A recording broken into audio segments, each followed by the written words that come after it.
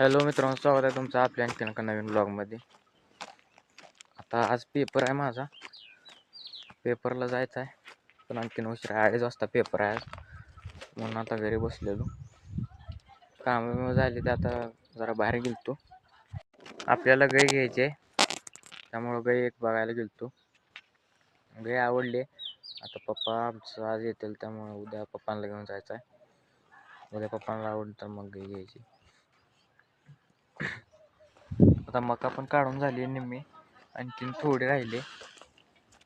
ते पण आता 1-2 दिवसात काढून होईल. ते जाऊ द्या. गाडीचं पेट्रोल एक गळायला लागले. इथनं पेट्रोल गळून परवडत नाही, पेट्रोल लय महाग झाले. आणि याचा पार्ट पण काय आपल्याकडलाच मध्ये नाही.